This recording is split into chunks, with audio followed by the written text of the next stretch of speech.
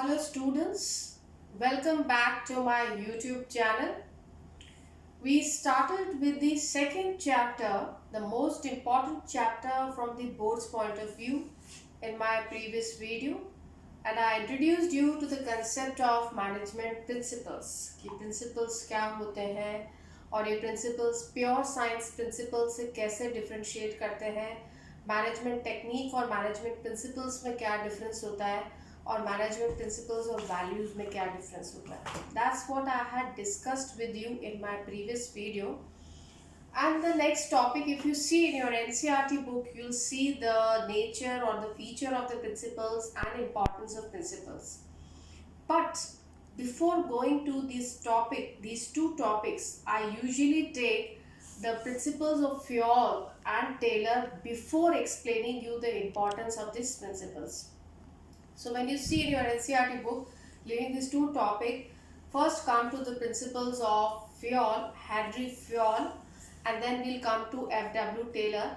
After studying their principles, automatically you will realize what is the importance of these principles to the various organizations. So let's come to the first management practitioner, that is Henry Fayol.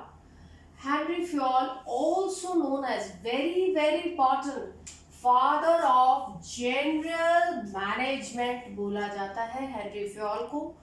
when was he born, when did he die? You must know the year from the MCQ point of view.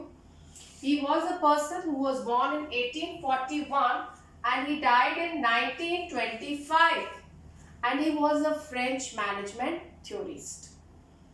ये mining engineer था और उसने French mining company को join किया था in the year 1860. जब उसने उस कंपनी को ज्वाइन किया था तब कंपनी के हालात बहुत ख़राब थे, एकदम बैंकरप्टेसी जैसी सिचुएशन थी. But with his style of managing the company he rose the company to an excellent condition. जब देखेंगे he was a French, he joined the company in 1860 as an engineer and he was promoted to the position of managing director of that company in the year 1888 and he retired from that company in 1918. You must know the year. The company was in excellent condition in the year 1980, but when he had joined that company, the company was at the verge of bankruptcy. What changes he made in the company? That means he found that he was the one who found that various activities of the organization should be divided into 6 groups, and these 6 groups are technical, commercial, financial, security, accounting and managerial. He was the person who found 4 functions of management: planning, organizing, directing and controlling. And at the end, he developed 14 principles which act as guidelines for the managers. Her manager के लिए proper guidelines देती हैं जिसके through वो किसी भी organisation को effectively और एफिशिएंटली मैनेज कर सकते हैं और गोल्स को इजीली अचीव कर सकते हैं. So the 14 principles given by Fayol must be on your tips to appear for any exam, your pre-board, board exam. Very important topic, 14 principles given by the Fayol, and he is known as father of general management. So let me tell you what 14 principles have been given by Fayol. Number 1, division of work. Number 2, authority and responsibility. Number 3, discipline. Number 4, unity of command. Number 5, unity of direction. Number 6, subordination of individual interest to general interest. Number 7, remuneration of employees. Number 8, centralization and decentralization. Number 9, scalar chain. Number 10, order. Number 11, equity. Then stability of personal, initiative and aspirate de corps. In this video, we'll just discuss the first 4 principles and accordingly we'll move further. Let me come to the first principle, that is division of work. Here, Fayol said that whatever the work is there in the organization, that work should be divided into compact jobs, and these compact jobs should be assigned to the various individuals. काम को छोटे छोटे टुकड़ों में विभाजित करिए और हर टुकड़े को एक इंडिविजुअल को असाइन करिए. इससे क्या होगा? He says that the work should be assigned to the individuals on the basis of his skill, on the basis of his competence, on the basis of his experience. And when that single individual continues with the same repeated job, his speed of doing the work, his accuracy of doing the work, his specialization in the work is going to increase. अब देखिए, बड़ी बड़ी organisations में काम को divide कर दिया जाता है अलग अलग टुकड़ों में. एक आदमी प्रोडक्शन का काम कर रहा है, एक परचेजिंग का कर रहा है, एक फाइनेंसिंग का कर रहा है, एक मार्केटिंग का कर रहा है. तो work is divided into different departments and persons working in these departments, they get specialized performing the repetitive jobs. Production वाला प्रोडक्शन का ही काम करते करते उसी का टास्क में स्पेशलाइज, मार्केटिंग वाला मार्केटिंग का ही काम करते करते उसी टास्क में स्पेशलाइज्ड हो जाता है. So division of work helps in reducing the burden of work on one individual, and secondly it leads to specialization because repetitive performance of work helps in building the person specialized in that task. Again I repeat, dividing the work into compact jobs and assigning each job to the individuals on the basis of his experience, skill and competency, and repetitive performance of the work will help in improving the speed, accuracy and specialization in work. Number 2 principle given by the Fayol is authority and responsibility. सबसे पहले तो इन दो words का हम meaning समझते हैं कि authority responsibility का मतलब क्या है. Authority means the power to command and responsibility means duty. Fayol बोलता है कि authority and responsibility, there must be parity between authority and responsibility. That means authority and responsibility must go hand in hand. Fayol says, अगर किसी भी individual को हमने authority ज़्यादा दे दी और रिस्पॉन्सिबिलिटी कम दी, रिस्पॉन्सिबिलिटी कम है बट अथॉरिटी उसे ज़्यादा दी है, तो डेफिनेटली वो उस पावर का, उस अथॉरिटी का मिसयूज करेगा. और नंबर 2, अगर मैंने किसी को रिस्पॉन्सिबिलिटी दी बट अथॉरिटी नहीं दी, तो वो अपनी रिस्पॉन्सिबिलिटी को, अपनी ड्यूटी को टाइमली कंप्लीट नहीं कर पाएगा. This is a fact given by Fayol. Fayol says authority are of 2 types, official and personal. Official means by virtue of position, आपकी ये पोजीशन है ऑफिस में, इसके कारण से आप अपने सबऑर्डिनेट्स के ऊपर पावर एक्सरसाइज कर रहे हैं. And number 2, personal authorities, people respect you by virtue of knowledge and experience you have, that is why they are ready to listen to your orders. So one is of formal type, another is of informal type. तो बोलता है Fayol कि authority और responsibility में equality होनी चाहिए.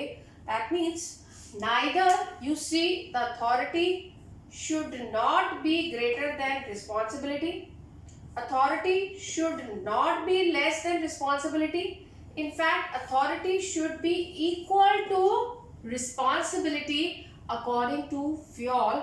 Then only the task can be completed on time and there will be no misuse of power. Right?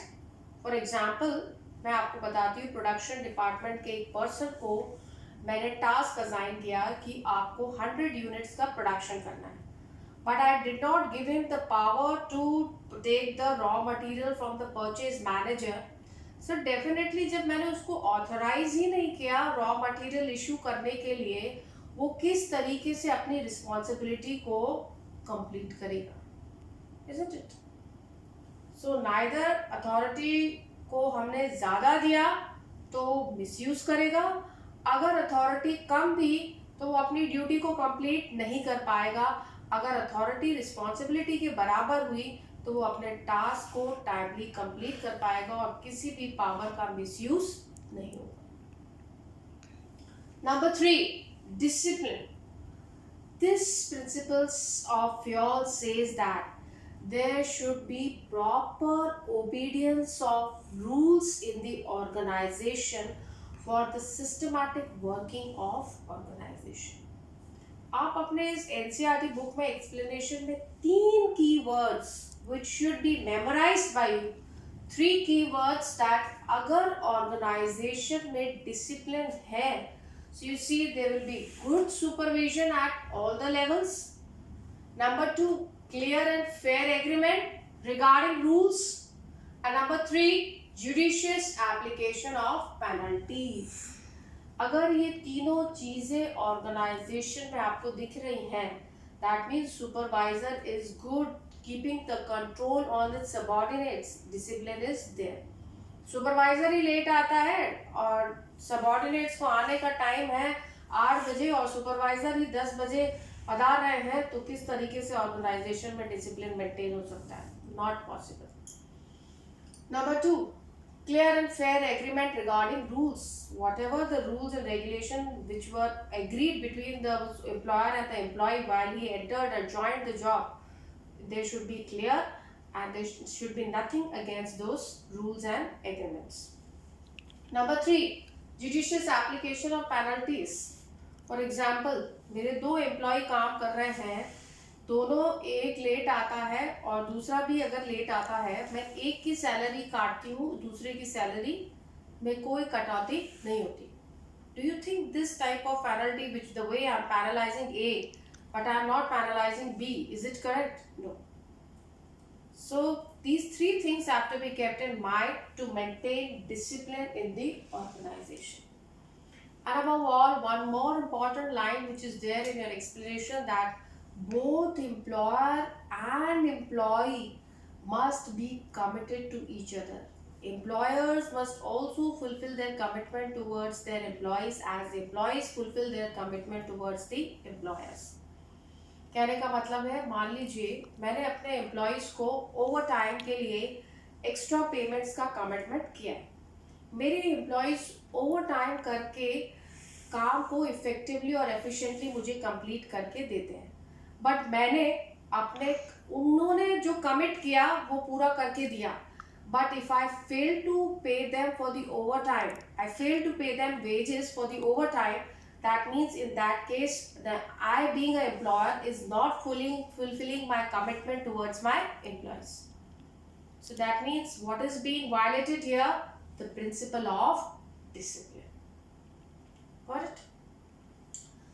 And last principle which I will discuss today is the principle of unity of command. Unity of command means that in an organization the subordinates must receive instructions from one and one boss. Dual subordination creates confusion in the minds of subordinates.